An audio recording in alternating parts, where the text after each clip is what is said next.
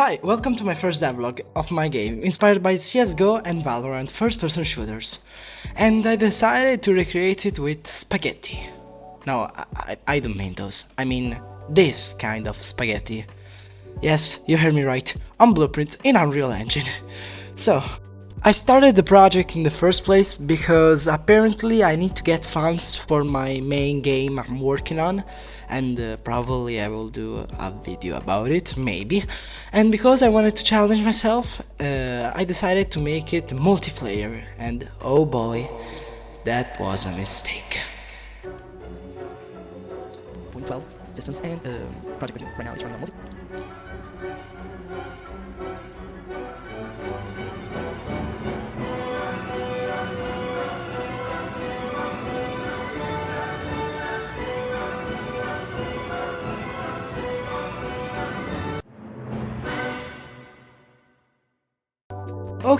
Okay. Before even this happens, let's jump in the past.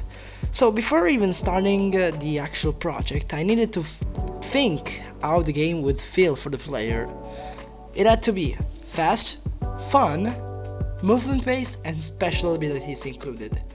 These are the main keys to get my game feeling good, because I needed to actually get an enjoyable experience with players, to get a fast gameplay and especially fun with plenty of movement, logic, wall run, climbing, and many more to get the feeling of the game itself. Before continuing, I wanted to let y'all know that I opened my Fiverr account. There you can find my services for Unreal Engine, and I can help you also make your dream game come true. You can check it out in the link in bio or in the description of this video. Thank you so much. I started by creating a first-person character that could move, jump, and look. Pretty basic stuff, which my GOAT Unreal already replicates by default. Then I started to get hands on real material by getting assets, animations, and necessary folder placement to get my project a little bit more organized. One of the main things I did for my game is an actual gate system for my walk cycles. I initially figured out to use a 2 event on server and on client multicast to create a function that with a simple variable such as a current gate enumeration could actually change some values of the speed such as deceleration and walking, and everything could be right away set up right here on run, walk, and sprint. At first it was kind of a mess since it didn't actually replicate, but eventually I just got it, and yeah. This is the actual final result, and as you can see right now the animations are working fine since the gate is actually replicated.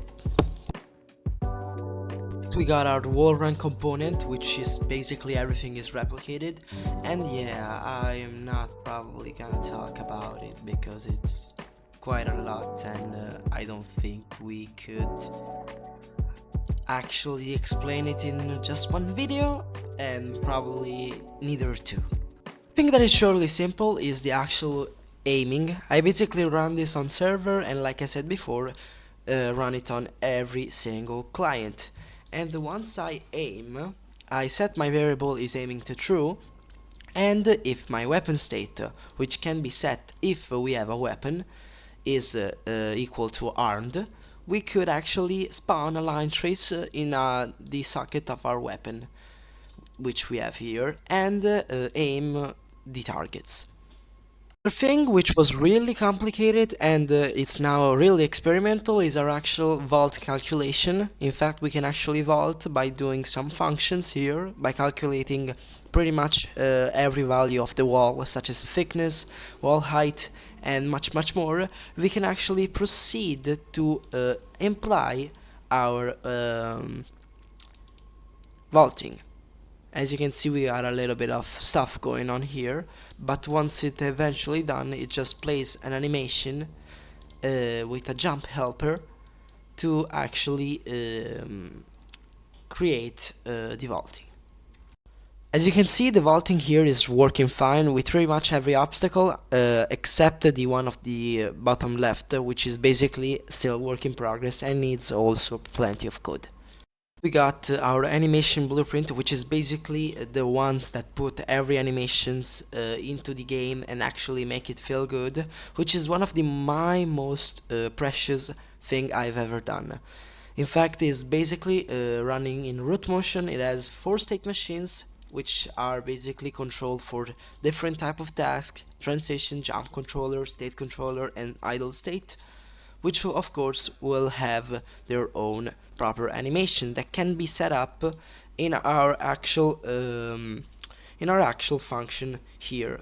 As you can see, if I get the function here, which is basically the get locomotion animation. Here we got pretty much every struct with animation that can be modified based on our current weapon type or weapon state. Everything runs on a root motion. It has plenty of blending for every state machine, and it's pretty much linked to our other animation blueprint, which is the dynamic wall run animation blueprint, which works basically with the dynamic wall run component, which will actually perform different tasks such as the wall running itself, as you can see.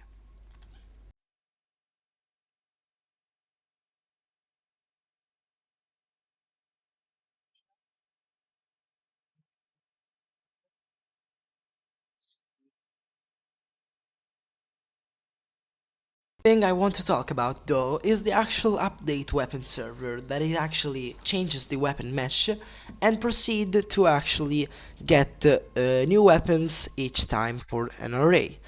As you can see right here, we change the current index, which is our basic index for a weapon, and select and apply a weapon. As you can see right here, we got pretty much a struct with everything that actually the switch weapon lets happen. For example, the weapon type, and all of that is getting by the weapon data. As you can see right here, we got our play, set skeletal mesh, static mesh, RPC montage, and default weapon ammo. With that, we can basically modify and switch weapon each time we want, like for example from rifle to pistol.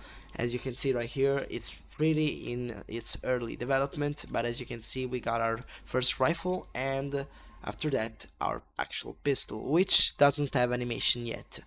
Once we will do, it will probably be the first version with 0.0.1. Is that it? You wanted more information, you wanted more code, you wanted more tech, you wanted more depth into the actual devlog? Well, you can actually leave a comment down here.